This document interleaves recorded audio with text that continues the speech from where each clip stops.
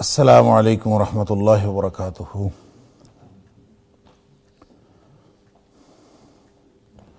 الحمد للہ وکفا وسلام علی عبادہ الذین اصطفیٰ۔ اشہد ان لا الہ الا اللہ وحدہ لا شریک لہ واشہد ان محمدا عبدہ ورسولہ صلی اللہ علیہ وآلہ وسلم۔ اللہم صلی علی محمد وعلی آل محمد کما صلیت علی ابراہیم وعلی آل ابراہیم انکا حمید مجید۔ اللہم بارک علی محمد وعلی آل محمد کما بارکت علی ابراہیم وعلی آل ابراہیم انکا حمید مجید۔ اما بعد فاعوذ باللہ السمیع العلیم من الشیطان الرجیم من ہمزہ ونفخہ ونفثہ۔ بسم اللہ الرحمن الرحیم۔ ان ربک یبسط الرزق لمن یشاء ویقدر انہ کان بعبادہ خبیرا بصیرا۔ بے شک تیرا رب کشادہ کرتا ہے رزق کو جس کے لیے چاہتا ہے، ویقدر اور وہی اس کو تنگ کرتا ہے۔ انہ کان بعبادہ خبیرا بصیرا، بے شک وہ جو تیرا رب ہے وہ اپنے بندوں کے ساتھ بہت باخبر ہے اور ان کو دیکھنے والا ہے۔ آیت نمبر 30 سورہ بنی اسرائیل، یہاں سے آج کے سبق کا آغاز اللہ کی توفیق سے ہو رہا ہے، اور جیسا کہ گزشتہ درس میں بھی تذکرہ ہوا کہ آیت نمبر 23 سے لے کر آگے آیت نمبر 39 تک یہ جو مقام ہے سورہ بنی اسرائیل کا، اس میں ایک اسلامی معاشرت کا ضابطہ بیان ہوا ہے، یا کہہ لیجئے کہ اسلامی حکومت کے رہنما اصول بیان ہوئے ہیں، یا پاکیزہ معاشرے کی تشکیل کے جو بنیادی اصول ہیں وہ بیان ہوئے ہیں۔ اور اس کا پس منظر پہلے ذکر ہو چکا کہ یہ چونکہ مکی صورت ہے، اور مکی دور کی بھی بالکل آخری دور کی، مکی دور میں آخری چند مہینوں میں نازل ہونے والی صورت ہے، تو گویا اس میں مدینہ کے اندر جو نئی ریاست تشکیل دی جانی تھی اس کا بنیادی ڈھانچہ اور بنیادی معاشرتی اصول بتائے جا رہے ہیں۔ اور ان کا آغاز یہاں پہ آیت نمبر، اگرچہ آیت نمبر 23 سے ہوتا ہے، لیکن آیت نمبر 22 میں جو چند بنیادی جو زندگی کے حقائق ہیں اور جو عقائد ہیں ان کے یوں کہہ لیجئے کہ اس مضمون کا یہاں پہ تتمہ کر کے اگلے رہنما اصولوں کے ساتھ اس کو مرج کر دیا گیا ہے، تو وہاں پہ بھی ذکر یہ ہے کہ شرک نہ کیا جائے، لا تجعل مع اللہ الہا آخر، یعنی آیت نمبر 22 میں۔ اور پھر جب ہم دیکھتے ہیں کہ یہ ضابطہ مکمل ہوتا ہے آیت نمبر 39 میں، تو ایک دفعہ پھر شرک کی ممانعت کی گئی ہے۔ لہٰذا اس میں آپ کہہ لیجئے کہ ابتدا بھی توحید ہے اور انتہا بھی توحید ہے، چاہے بات معاشرت کی ہو، چاہے بات سیاست کی ہو، چاہے بات پاکیزہ معاشرے کی تشکیل کی ہو، اور چاہے حکومت قائم کرنے کے رہنما اصول ہوں، تو بنیاد بہرحال ابتدا بھی توحید ہے اور انتہا بھی توحید ہے۔ یہ آیات کا جو سیاق و سباق ہے وہ یہ بات واضح کر رہا ہے۔ پھر اس میں یہ بھی کہا گیا کہ اللہ کی بندگی کرو، اللہ تعبدوا الا ایاہ، پھر یہ بھی کہا گیا کہ والدین سے حسن سلوک کرو، وبالوالدین احسانا، اور پھر آگے ایک فہرست دی گئی کہ ان سب لوگوں کو ذی القربى وآت ذی القربى حقہ والمسکین وابن السبیل، کہ اقربا، غربا، مساکین، مسافر، ان کی ضروریات کا خیال رکھا کرو۔ پھر انفرادی اور اجتماعی اخراجات میں توازن و اعتدال کی بات ہوئی کہ وَلَا تَجْعَلْ يَدَكَ مَغْلُولَةً إِلَىٰ عُنُقِكَ وَلَا تَبْسُطْهَا كُلَّ الْبَسْطِ، کہ دیکھیں خرچ کرتے وقت انفرادی سطح پر بھی اور اجتماعی سطح پر بھی انتہائی توازن اور اعتدال ہونا چاہیے۔ ریاست کے معاملات ہوں یا انفرادی طور پر ایک فرد کے معاملات ہوں، اس میں انتہائی توازن ہونا چاہیے۔ آپ کے پاس چاہے تنگی ہے چاہے فراخی ہے، لیکن خرچ کے اندر ہمیشہ میانہ روی ہونی چاہیے۔ القصد فی الفقر والغنا، کہ چاہے مفلسی ہے اور چاہے تونگری اور فراخی ہے، رزق بہت وافر ہے، پھر بھی خرچ کرنے میں انتہائی توازن اور اعتدال کے ساتھ. اور اس کا ایک تو اللہ کا رزق ضائع، اللہ کا دیا ہوا رزق ضائع نہیں ہونا چاہیے، اور دوسرا اس میں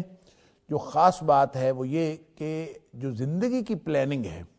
اور زندگی کی جو منصوبہ بندی ہے وہ اسی میں ہے کہ آپ کے پاس حالات جس طرح کے بھی ہوں آپ اس کو اس طرح سے خرچ کریں کہ مستقبل کے لیے کچھ نہ کچھ بچا رکھیں، کچھ پس انداز کر لیں. اور یہ بات بڑی تفصیل سے ہو چکی کہ فَتَقْعُدَ مَلُومًا مَحْسُورًا، کہ یہ اگر کوئی شخص بخیلی کی زندگی گزارے گا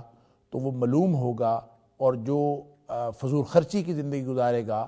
تو وہ محصور ہوگا، یعنی وہ تھکا ماندہ اور بالکل ایگزاسٹ ہو جائے گا، ہر چیز اس کی جو ہے وہ ختم ہو جائے گی. تو یہ انفرادی سطح پر بھی یہی ضابطہ ہے، اور اجتماعی سطح پر ریاست کا ضابطہ بھی یہی ہے. اب جب یہ بات کہی جا رہی ہے کہ خرچ کرنے میں میانہ روی اختیار کرنی ہے، اور یہ جو القصد فی الفقر والغنا، یہ جس حدیث کی طرف میں اشارہ کر رہا ہوں، گزشتہ درس میں میں نے اس کو ذرا تفصیل سے بیان کیا تھا کہ نبی اکرم صلی اللہ علیہ وسلم نے فرمایا کہ ثلاث منجیات، 3 چیزیں جو ہیں وہ نجات دینے والی، اور ان نجات دینے والی چیزوں میں جو 3 چیزیں بتائیں اس میں دوسری چیز یہ بتائی القصد فی الفقر والغنا، یعنی انسان کو نجات ملتی ہے. کس چیز سے نجات ملتی ہے؟ اصل نجات تو وہی ہے جو قیامت والے دن آخرت میں انسان کو اللہ کے عذابوں سے نجات مل جائے، تو اصل نجات تو وہی ہے. اصل کامیابی تو یہ ہے کہ کوئی شخص جہنم سے بچ جائے اور جنت میں داخلے کا استحقاق اس کو حاصل ہو جائے. اصل کامیابی تو یہ ہے فمن زحزح عن النار وادخل الجنہ فقد فاز، جو جہنم سے بچا دیا گیا اور جنت میں داخل کر دیا گیا وہی حقیقت میں کامیاب ہے. لیکن نجات اس کامیابی کا پہلا حصہ ہے نجات. تو نجات دنیا کے مسائل سے نجات بھی اس کے اندر شامل ہے، اور اس میں اخروی نجات بھی شامل ہے، اس میں اللہ تعالیٰ کی ناراضگی سے نجات بھی شامل ہے. گویا دنیاوی اور اخروی معاملات میں کوئی تفاوت نہیں ہے، آپس میں کوئی فرق نہیں ہے.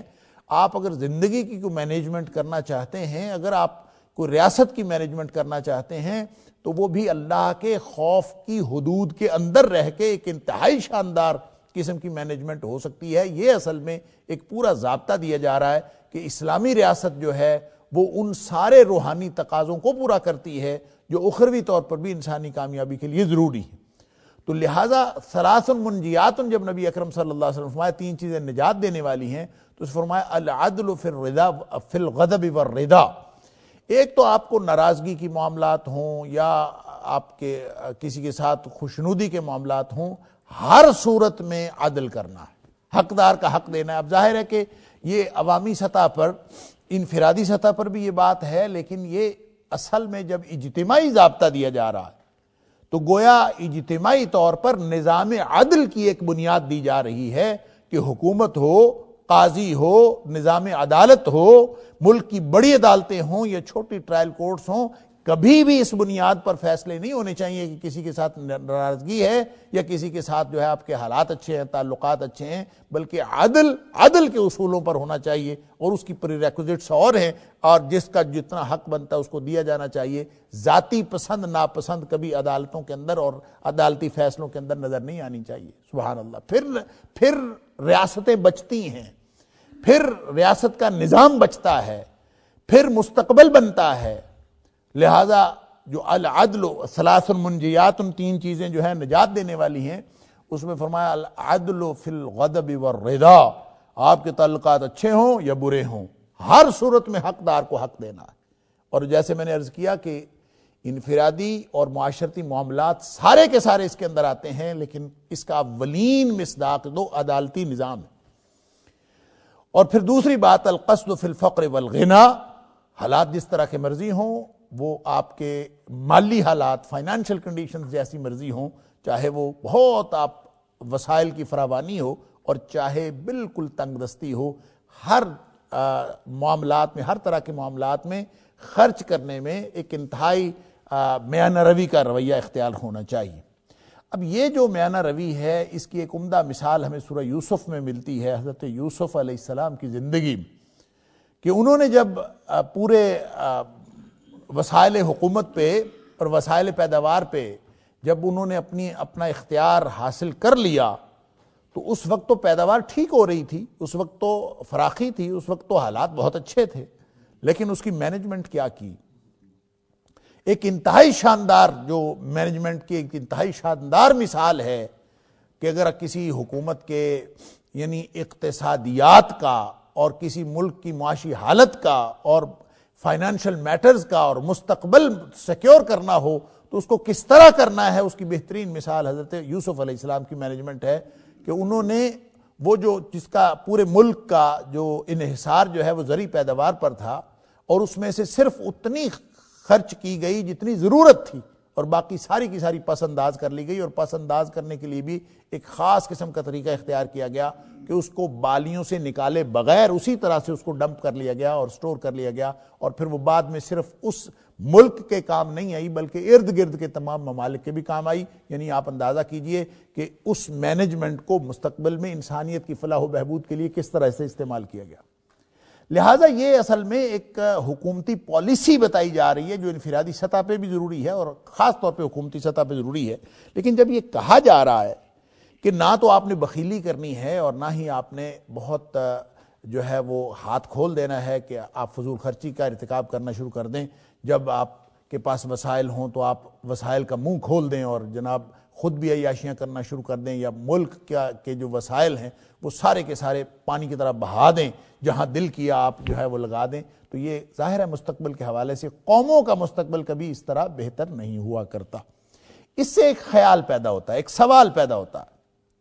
کہ اللہ تعالیٰ ہمیں جب یہ کہہ رہا ہے کہ تم نے خرچ بھی زیادہ نہیں کرنا، فضول خرچی بھی نہیں کرنی اور اس کو درمیان میں رکھنا ہے، تو کیا یہ مینجمنٹ کہیں وسائل کی کمی کا یا اللہ تعالیٰ کی عطا میں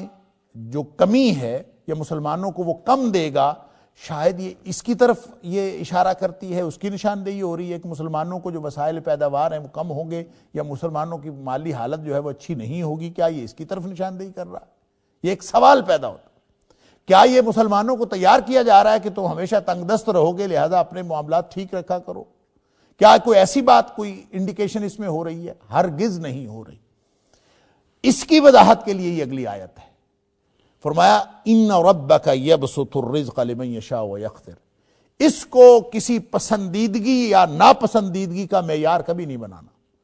یہ اگر کسی کے پاس وسائل پیداوار کی فراوانی ہے یا وسائل جو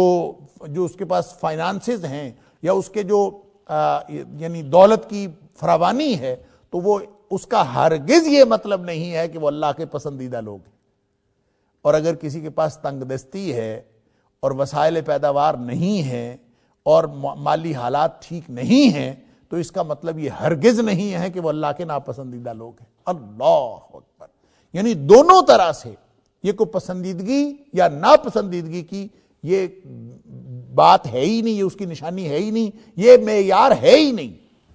لہذا فرمایا کہ یہ تو اللہ کی دین ہے، اللہ اپنی مشیت کے تحت کسی کو دیتا ہے، کسی کو نہیں دیتا۔ ان ربک یبسط الرزق لمن یشاء ویقدر، وہ جس کو چاہتا ہے اس کے رزق میں تنگی کرتا ہے، جس کے چاہتا ہے اس کے لیے رزق میں اضافہ کر دیتا ہے۔ اور اگر کہیں آپ کو رزق کی فراوانی ملے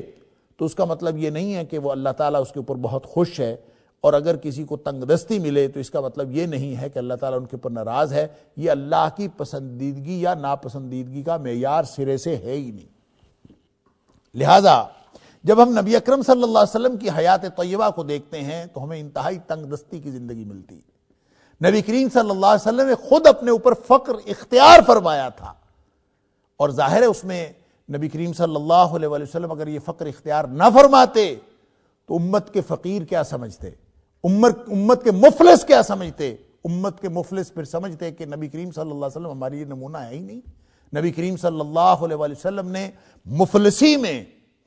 ایک ایسا نمونہ قائم کیا ہے۔ یہ مفلسی نبی کریم صلی اللہ علیہ وسلم کی جبری نہیں تھی، خود اختیار کی تھی۔ آپ کی متعدد احادیث نبی کریم صلی اللہ علیہ وسلم کی اس بات کی نشاندہی کرتی ہیں کہ آپ اگر چاہتے تو اللہ تعالیٰ پہاڑ، سونے اور چاندی کے پہاڑ نبی کریم صلی اللہ علیہ وسلم کو عطا فرما دیتا،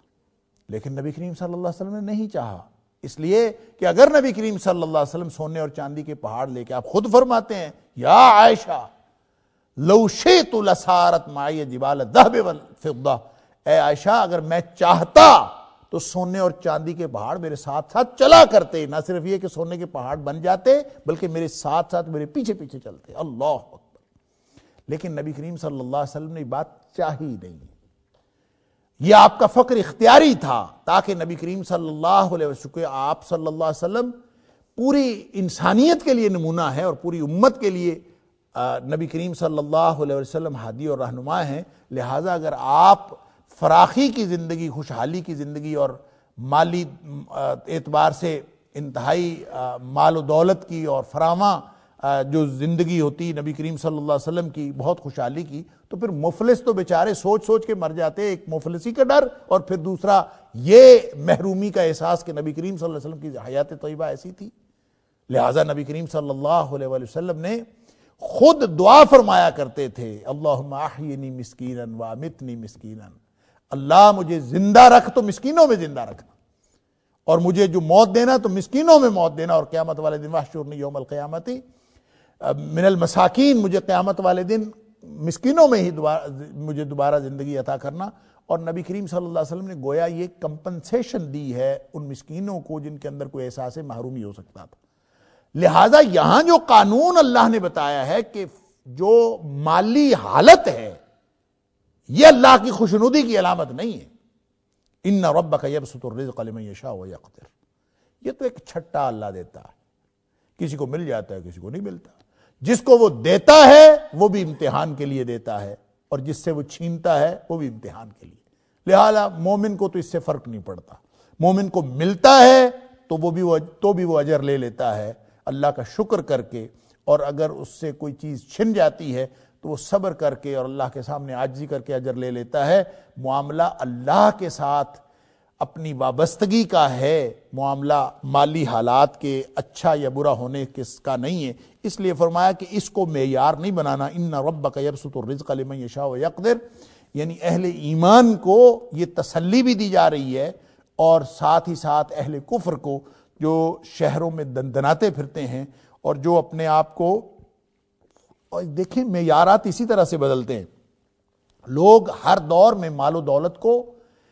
بنیاد سمجھتے ہیں فضیلت کی، ہر دور میں سمجھا جاتا تھا۔ اب دیکھیں بنی اسرائیل کا ذکر جو ہے وہ بنی اسرائیل کا ذکر آتا ہے سورہ بقرہ میں، جہاں بادشاہ بنانا تھا تو انہوں نے یہی اعتراض کیا تھا کہ وہ جب اللہ تعالیٰ نے نبی کے ذریعے سے خبر دی کہ طالوت کو بادشاہ بنایا جا رہا ہے، تو انہوں نے کہا اس کو کیوں نہیں بنایا جا رہا ہے؟ اس لیے کہ وہ تو ہمارے اندر نہ تو وہ نسب کے اعتبار سے اس نسب سے ہے اور نہ دولت کے اعتبار سے وہ کسی فضیلت کا حامل ہے، تو چونکہ دولت اور نسب یہ دو ہی معیارات ہمیشہ فضیلت کے رہے ہیں اور لوگ یہ سمجھتے رہے ہیں اپنے ذہنوں سے کہ شاید یہ معیارات ہیں، تو اللہ تعالیٰ نے بتایا کہ نہیں، یہ معیار نہیں ہے، بلکہ وہاں فرمایا کہ اس کی ڈسٹنکشن اور اس کا کریڈٹ یہ ہے کہ اللہ تعالیٰ نے اس کو جسم میں اور بسطتاً فی العلم والجسم، علم کے اندر اور جسمانی قوت کے اندر اللہ تعالیٰ نے فضیلت عطا کی ہے، اس بنیاد پر اس کو جو ہے وہ تمہارا بادشاہ بنایا جا رہا۔ تو کہنے کی بات یہ ہے کہ دنیا میں اہل ایمان کو یا مسلمانوں کو مال و دولت کے اعتبار سے یا معاشی اعتبار سے بہت استحکام نصیب ہو یا انتہائی قسم پرسی کی زندگی گزار رہے ہوں، یہ حق کا معیار نہیں ہے، یہ اصل امتحان کا انداز ہے۔ لہذا یہ بات جو بار بار میں سورہ آل عمران کی آیت اکثر آپ کے سامنے رکھتا ہوں، اس کو ہمیشہ ذہن میں رکھنا چاہیے کہ اللہ تعالیٰ فرماتا ہے وَلَا يَغُرَّنَّكَ تَقَلُّبُ الَّذِينَ كَفَرُوا فِي الْبِلَادِ، یہ کافروں کا زمین پر شہروں میں دندناتے پھرنا تمہیں کسی دھوکے میں مبتلا نہ کرے۔ اللہ اکبر، متاع قلیل ثم مأواہم جہنم، یہ تو چند دنوں کا سامان ہے، چند دنوں کے فائدے کی چیز ہے۔ ثم مأواہم جہنم، پھر اس کے بعد ان کا ٹھکانہ تو جہنم ہے۔ اللہ اکبر، اس لیے وبئس المہاد، اور جہنم بہت برا ٹھکانہ ہے۔ تو اس سے بچنے کے لیے یہ ضابطہ دیا جا رہا ہے، اور ضابطے کے دوران یہ بات، یہ حقیقت سمجھائی جا رہی ہے کہ مالی حالت کسی بھی فضیلت کا معیار نہیں ہوتی، یا کسی بھی وہ یعنی ناپسندیدگی کا اظہار نہیں کر رہی ہوتی۔ لہٰذا مسلمان انتہائی غریب اور تنگ دست ہوں یا مسلمان انتہائی امیر ہوں معاشی طور پر، اس کو کبھی معیار نہ سمجھا جائے۔ ان ربک یبسط الرزق لمن یشاء ویقدر، وہ جسے چاہتا ہے جب چاہتا ہے دے دیتا ہے، کبھی تھوڑا دیتا ہے کبھی زیادہ دیتا ہے۔ انہ کان بعبادہ خبیرا بصیرا، یہ نہیں سمجھنا کہ جب وہ رزق عطا کرتا ہے تو اس کو بندوں کی خبر نہیں ہوتی، اس کو خوب خبر ہے۔ انہ کان بعبادہ خبیرا بصیرا، یعنی ایسا نہیں سمجھنا کہ یہ پورا نظام جو ہے مال و دولت دیا جانا یا جو معاشی حالات بہتر ہو جانا یا معاشی تنگی آ جانا، یہ بغیر کسی اصول کے بغیر کسی ضابطے کے ایسے ہی خواہ مخواہ ہوتی ہے۔ نہیں، ایسا نہیں ہے، وہ خبیر بھی ہے، وہ بصیر بھی ہے، وہ دیکھ بھی رہا ہے، وہ ہر چیز کی خبر رکھتا ہے۔ اس کو معلوم ہے وہ جس کو دیتا ہے اپنی حکمت کے تحت دیتا ہے، اور جس سے چھین لیتا ہے اپنی حکمت کے تحت چھین لیتا ہے۔ البتہ یہ فضیلت کا معیار نہیں ہے، یہ بات بتائی جا رہی ہے۔ سبحان اللہ۔ وَلَا تَقْتُلُوا أَوْلَادَكُمْ خَشْيَةَ إِمْلَاقٍ، اب یہ اگلا ضابطہ اسی معاشرے کی پاکیزگی کا، اللہ اکبر، وَلَا تَقْتُلُوا أَوْلَادَكُمْ خَشْيَةَ إِمْلَاقٍ، کہ دیکھیں اپنی اولادوں کو قتل نہیں کرنا، قتل اولاد حرام۔ خشیت املاق، یہ اس وجہ سے کہ مفلس ہو جائیں گے، کیونکہ بات وسائل پیداوار کی ہو رہی ہے، بات معاشی اور مالی فراوانی کی ہو رہی ہے، مال و دولت کی فراوانی کی ہو رہی ہے۔ اللہ تعالیٰ اپنی مرضی سے جس کو چاہتا ہے عطا کر دیتا ہے، جسے چاہتا ہے چھین لیتا ہے۔ لہٰذا اگر تنگ دستی ہو تو اس بنیاد پر کہ اولاد جو ہے وہ رزق کے اندر وہ حصہ اپنا لے گی، تو پہلے ہی تنگ دستی ہے، پہلے ہی معاشی حالات خراب ہے، اوپر سے اولاد اور آ جائے گی، تو اس کو ویسے ہی قتل کر دیا جائے یا کوئی ایسا طریقہ اختیار کیا جائے کہ اولاد نہ ہو، یہ قتل اولاد ہے۔ لہٰذا اگر کوئی شخص مفلسی کے ڈر سے، املاق کا مطلب ہوتا ہے مفلسی، یعنی ملقہ عربی زبان میں کہتے ہیں کسی چیز کو مٹا دینا، محاہ، ملقہ او محاہ، مٹا دینا۔ یہ ڈر کہ میرے پاس جو رزق ہے یہ بھی ختم ہو جائے گا، مفلسی کے ڈر سے، اس ڈر سے اولاد کو قتل کر دینا۔ یہ آیت ہم پڑھ آئے ہیں پہلے، وَلَا تَقْتُلُوا أَوْلَادَكُمْ مِنْ إِمْلَاقٍ، یہاں خشیت املاق ہے، املاق کے مفلسی کے ڈر سے، وہاں ہے مفلسی کی وجہ سے اپنی اولادوں کو قتل نہ کرنا۔